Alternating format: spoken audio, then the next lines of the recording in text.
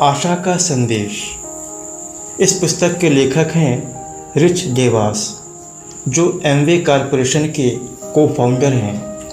Amway direct sales industry की पूरी दुनिया में एक जानी मानी कंपनी है। लेखक ने अपने जीवन के अनुभवों को अनमोल मोतियों की तरह यहाँ पर पिरोया है। इस किताब में अपने अनुभव से उन्होंने जीवन के 10 महान सबक बताए हैं। इसे पढ़ने का अनुभव बिल्कुल वैसा ही होता है जैसे आप इस संसार के समंदर में से एक एक करके 10 अनमोल मोती चुन रहे हों। मैंने इस किताब को अलग अलग समयों में कई बार पढ़ा है और जब भी इसे दोबारा पढ़ता हूँ हर बार मुझे कुछ नए मोती फिर से मिल जाते हैं। सबक 1, आशा। एक अच्छी चुनौती हमें नए अवसर प्रदान करती है, सीखने, विकास करने, शक्तिशाली बनने, किसी अधिक ऊंचे लक्ष्य तक पहुंचने के लिए। और भविष्य हमेशा ईश्वर के हाथों में होता है। अनपेक्षित चुनौतियों के दौरान आशावादी बने रहना ज़्यादा मुश्किल होता है। जब आप पानी में नाव चलाते हैं तो हवा आपके रास्ते में कई विचलित करने वाली स्थितियां उत्पन्न कर देती है। जीवन भी यही करता है और यह विचलित करने वाली स्थितियां हमारी परिस्थितियों में होने वाले ये परिवर्तन हमें या तो बना सकते हैं या फिर मिटा सकते हैं। हम जीवन में कितने सफल होंगे यह इस बात से तय नहीं होता है कि हम अपने अच्छे दिनों का सामना किस तरह करते हैं। सफलता तो इस बात से तय होती है कि हम बुरे दिनों का सामना किस तरह करते हैं। ईश्वर में आशा जीवन के पथ पर रोशनी प्रदान करती है। सबक 2, लगन।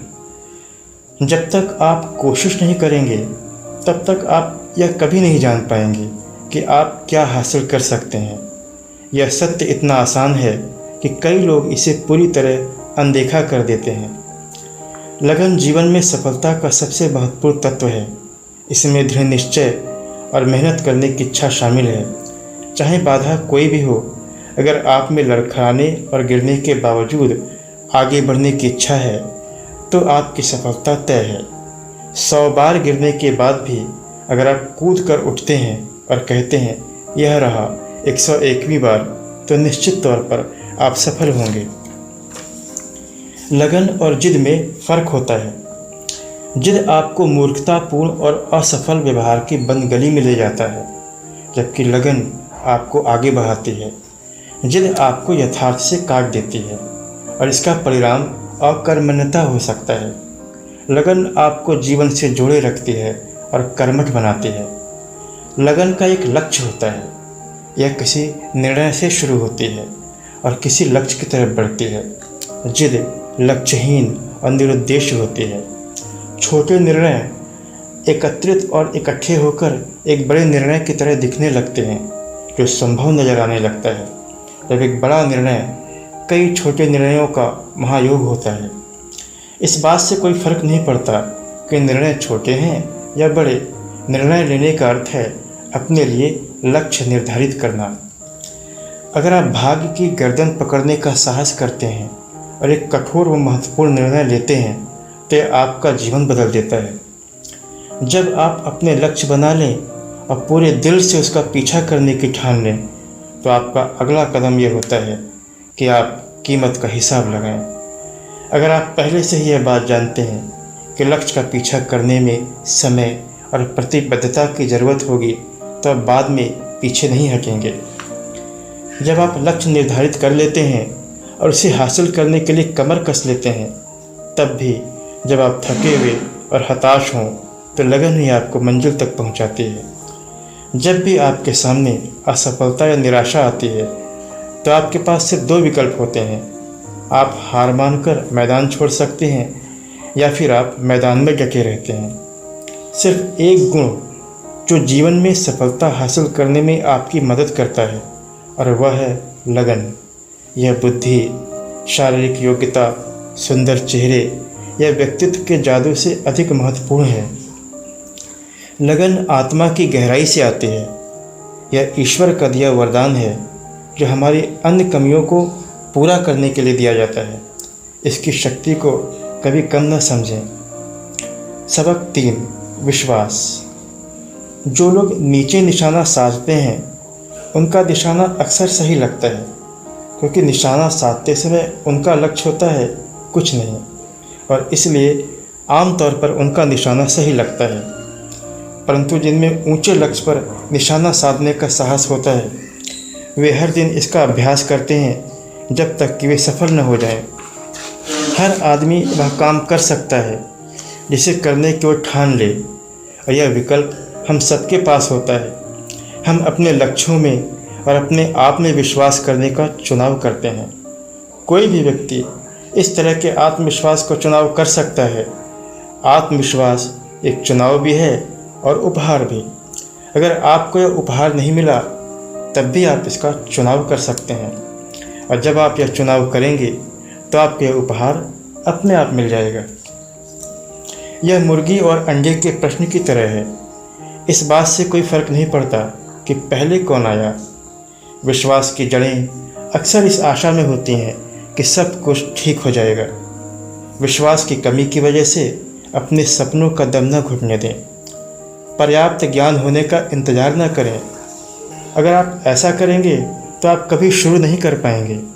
जब तक आप किसी काम को शुरू नहीं करते तब तक आप कभी भी कुछ भी सीख नहीं सकते। सबक 4, आशावाद। निराशावाद आपको कभी निराश नहीं करता, परंतु यही सिद्धांत विपरीत स्थिति में भी काम करता है। अगर आप अच्छी घटनाओं की आशा करते हैं तो आमतौर पर घटनाएं अच्छी होती हैं। ऐसा लगता है कि आशावाद और सफलता के बीच कारण और परिणाम जैसा प्राकृतिक संबंध है। आशावाद और निराशावाद दोनों ही प्रबल शक्तियां हैं।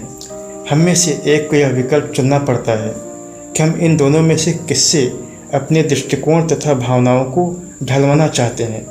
हर एक के जीवन में पर्याप्त अच्छी और बुरी परिस्थितियां आती हैं, बहुत सा दुख और सुख, पर्याप्त खुशी और गम। इसलिए आशावाद या निराशावाद के लिए तार्किक आधार ढूंढना संभव नहीं है। यह हमारा निर्णय है कि हम जीवन को किस दृष्टिकोण से देखना चाहते हैं। क्या हम आशा भरी निगाहों से ऊपर देखना चाहते हैं या फिर निराशा से नीचे की तरफ। जिस तरीके से आप जीवन को देखते हैं उसी से यह तय होता है कि आप कैसा महसूस करते हैं, कैसा प्रदर्शन करते हैं और दूसरे लोगों के साथ कितने अच्छे संबंध बना पाते हैं। दूसरी ओर नकारात्मक विचार, नकारात्मक नज़रिया और निराशाएं अपने आप बढ़ते हैं। यह खुद ब खुद पूरी होने वाली भविष्यवाणियां होते हैं। निराशावाद एक अंधेरी कोठरी बना लेता है जहां कोई रहना नहीं चाहता। आशावाद के अभाव में हमारे पास कुछ नहीं होता। तब हमारे पास सिर्फ आलोचक, नहीं कहने वाले लोग, विनाश करने वाले भविष्यवक्ता होते हैं। तो आशा मर जाती है। बहुत सारे लोग ऊपर की ओर देखने के बजाय नीचे की ओर देखने में अपना बहुत सा समय बर्बाद करते हैं और एक दूसरे की गलतियां ही निकालते हैं। गलतियां निकालने में इतनी ज़्यादा नकारात्मक ऊर्जा खर्च हो जाती है कि सकारात्मक कार्यों के लिए ऊर्जा ही नहीं बचती। समाज को परेशान कर रही वास्तविक समस्याओं को सुलझाने के लिए साहस और शक्ति की आवश्यकता होती है। यह सच है कि ऐसी चीज़ें हमेशा रहेंगी जिन्हें सुधारना आवश्यक होगा, परंतु सवाल यह है कि क्या आप अपना समय और ऊर्जा चीज़ों की चीड़-फाड़ करने में लगाते हैं या फिर बनाने में। हमें उन लोगों का सम्मान करना चाहिए जो सृजन करते हैं और जोखिम उठाते हैं। हम समस्या सुलझाने वालों और सृजन करने वालों को श्रेय नहीं देते हैं तो प्रयोगशीलता का दंड घुटने लगता है। जब लोग ये जानते हो कि उनके काम को किसी निर्मम आलोचक की आलोचना से होकर गुजरना पड़ेगा तो वे अपने आप पीछे हट जाते हैं और रचनात्मक प्रयास नहीं करते।